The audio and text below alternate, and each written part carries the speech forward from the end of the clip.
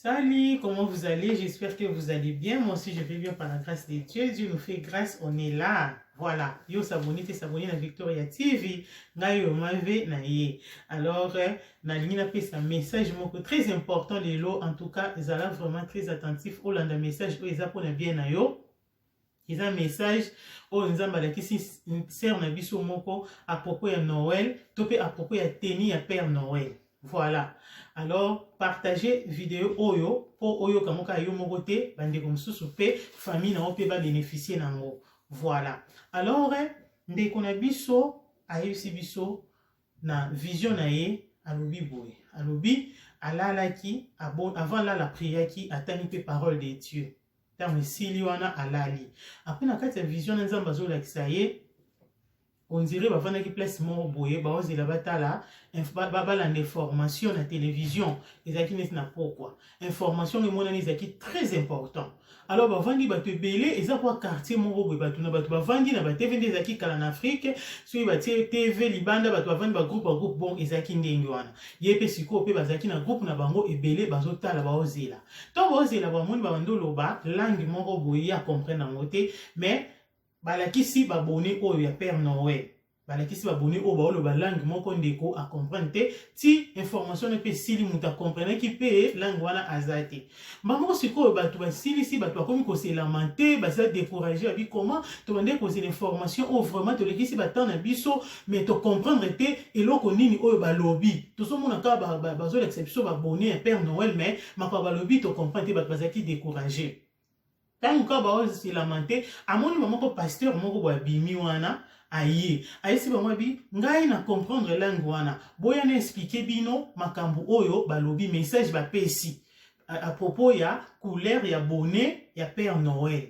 Alors ndeko bavandi wana pasteur wana komi ko expliquer abi balobi boye babi bino bo utilisaka bonnet oyo ya Père Noël. Bonnet wana couleur nango eza na signification ya malamu te. Signification nango ezo signifier couleur wana ezo signifier violence et les sangs. Ba si bongo ezo signifier violence et les sangs. Ya mwana balobi comme eza couleur wana ezo signifier violence et les sangs to lata ngote na Noël oyo. To lata bonnet wana te eza malamu te ezo signifier mabe. Ba moko tant ka pasteur wana lobi bongo bato ba beti maboko emone lokwa monde entier ba beti maboko ba sepeli. Ba moko sœur wana siko tali mopanzi na ye place azalaki amoni groupe ya bato. Groupe ya bato moko bazaki wana mais bato ngo baza na couleur ya poso na biso te. Bato ngo baza pâle, baza ko baza na makila na nzoto te. Baza couleur neti ya mabele, couleur neti ya argile. Baza na makasi pete baza donc on dirait bato moko baza affaibli nzoto na bango eza vraiment makasi te et puis bato ngo bayoki ke ba couleur oyo eza malamu te to lata ngo lisusu te mbala moko bato wana babandi kobina bazo sepela bazaki na sengo musique ezo beta ba obina ba sepela ndenge ba longoli couleur oyo ya bonnet oyo ya Père Noël. Mba moko sikoyo ndeko wana tango amoni bango asutiki na pongi na epekatani. Tango alamuki nde abandi prier esili wana atelemi abia koti na salle de bain. Nde Saint-Esprit abandi siko kopesa un message, interprétation ya songe wana, ya vision wana. Mba moko sikoyo po bande komituna bato na siko baza couleur ya mabele baza pale bongo po nini. Et puis nini wana ya violence azo comprendre te Saint-Esprit a dit ko expliquer qui est na interprétation Saint-Esprit apesiye eza vrai que Saint-Esprit lobi makambo moni eza vrai na kati na ye po Saint-Esprit loba na biso na kati ba penser na yo au sentir que malobo eza nga moko te intelligence eza nga te eza molimo santo. Voilà ayoki na kati na ye ke ndoto oyo moni eza vrai couleur wana eza couleur ya violence eza pe couleur ya makila.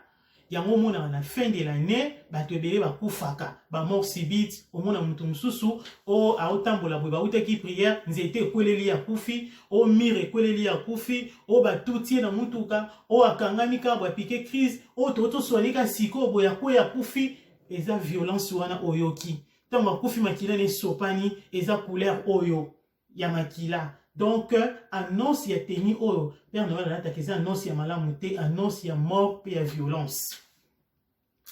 Après, si babi bato omonaki wana baza pâle, bazobina, bazo sepela tant ba annoncer que ba longoli ba kolata sous chapeau nini bonnet oyo te couleur oyo ya bonnet ba kolata mo souté ba to ba sepela eza batu nyonso baza ba victime ya ba violence o ba kufa na ba fin de l'année nyonso ba kufa ki ba mort subite ya ba accident ba mort moko ya brisque eza batu wana ba esprit na ba monde ya eza ko sepela po eza lokwa neti justice moko esalami wana nde ba longoli couleur ya bonnet oyo po batu mususu bakufa te lokola bango ndenge bakufa baza ba victime ya makambo oyo ba violence oyo esama na ba fin de l'année ya momoni bango baza couleur ya pale wana ezo signifie que makila na bango esopana à cause ya ba violence oyo eleka na ba fin de l'année ya momoni nzoto na bango eza pale baza makila te na nzoto basi bakufa na bango. Donc yango mo ba pesi message wana teni oyo eza couleur moko ya bien te teni au Père Noël alataka na bonnet na oyo eza couleur ezo ko annoncer mort na violence. Ndende kotanga ayoki bongo apriaki nde apesi to partager na bino. Alors ndeko Bible lobi il faut to examiner makambo nyonso, to examiner ba vision, to examiner ba ndoto. So mutaye biso songe, biso prophétie, biso message komila ngoka bongo te mais zwa temps ya ko prier. Oyo sa Saint-Esprit peso discernement soki message wana euti pinda epa nzambe ngapi nazoki temps na ngai ya koprier ntango nayoki yango nazoki pe temps na ngai ya koprier nzambe akonfirme nga pe makambo ebele à propos ya couleur oyo à propos ya makambo oyo. En tout cas bandeko tozala baveugle te tozala bato oyo miso eza ya kofungwama miso ya kofungwama soki ozobondela mingi ozotanga parole de Dieu samoli mosanto afungolo miso eza au fungolo miso eza discernement ya ko discerner makambo o nzamba zoloba ya ko discerner makambo ezoleka na temps oyo tozali ndeko apesi message na ye me ngapi na ngina tuna na Noël to fetaka Yesu abotami Yesu abotami Yesu abotami donc tozo célébrer naissance ya Jésus eza mabete tozo ko en espagnol tout le monde ko recordar donc ko penser ko kanisa que un jour sauveur moko ayaki abotamaki pona ko bikisa biso akufaki passé kwa mata eza mabete mais na kati ba feti wana diable a infiltré makambo ebele oyaye ya mabe pona ko détruire peuple de Dieu. Bible lobi tozala prudent comme serpent mais tozala humble comme colombe. Et ça te que eloko nyonso tout o ba kopesa okaka ozui osaleli ozui oyambi non bandeko to discerner na teni oyo couleur oyo eza lokwa neti coton badindisi na makila omoni coton batiki yango pembe po yeba keza coton pe tisi na eza tisi ya coton omoni coton eza tisi ya coton penza donc bazui coton badinisi na makila pourquoi ka couleur oyo pe pourquoi kaka conseil la coton surtout que na hôpital ba peti ba tubi otonga makila bi ma pesa bazora coton bakangisi wana ekanga makila so mudazoki pota bazora coton batie wana ezui makila coton ezala pembe oyo pesa lokwa coton badindisi onka na kati ya makila po couleur oyo ezala vraiment couleur moko so otali yango so ozana bonne onanda observer yango ezala couleur moko bien te nga nazoki discernement makambo ebele pona yango. En tout cas, on doit faire très attention. To bondela, to mélanger makambo te. Yozo fêter naissance à Yesu, yozo fêter naissance à Père Noël te. Alors Père Noël a eu aussi nini na naissance à Yesu. Père Noël a eu kolukani na naissance à Jésus. Pourquoi bâtir biso Père Noël? Bâtir biso yena ba bilambani ya rouge na ba bonnet, on ne sait pas. Alors, Nzambe a sali grâce to comprendre signification ya couleur oyo. Alors, ce que on a un message est touché longo la mobwaka. Ngana longoli yanga déjà na bwaki yango na utiliser mo sauter. Pour ma pe na yeba kite ndeko tanga petit message nde esali ke na prier pe na ju confirmation nde na ko partager na bino longo lango. Tant susu kufe koko tananda kuna ya ndenge te muta kufa. Tant susu omona makambo nyonso kufi makambo esimbe susu te musale baby makambo ebele marché susu te ozo yebate ozo luka. Pourquoi makambo ngé sala boye susu na Congo bazo combattre nga nzoke eza eloko moko oyo kotsa na ndako na yo. Violence na makila donc signe ya mort oyo kotsa na ndako no à partir ya bonnet on est Père Noël. Omona makambo ezo marché te. Omona makambo ezo simba te nzoka à partir ya bonnet wana. Alors ndeko nanga soki message yo vraiment est touché yo longola image oya rouge wana bwaka na petit sote o fêter Noël na yo ndeko alobi pe na vision na ye ba bisete ke Noël eza mabe non ba biseka ke couleur wana eza couleur bien te na Noël otolata mote ba bisi bongo ndoto na yeba yusi ebongo.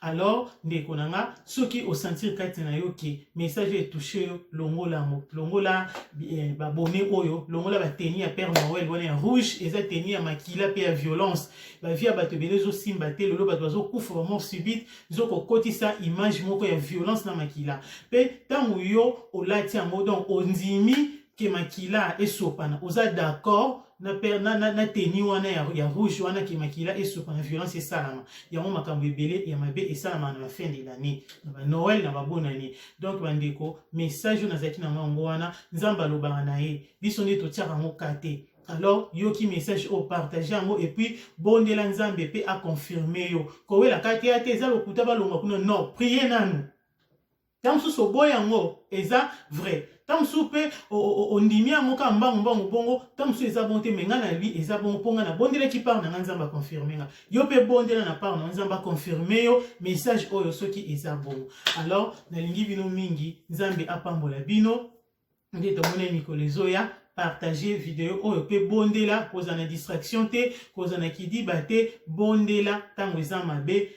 Ce qu'on m'a touché au message, je vois que chaque fois Père Noël, wana eza ya moteke, nde Noël, nde Père Noël a botami non. Tozo fêter naissance ya Yesu, tanga Bible na yo, olambi biloko na obolie, bo sepe na bana, tika biloko ba rouge oyo. Donc c'est ça, que Dieu vous bénisse, nde tomonani mikolo oyo ezoya.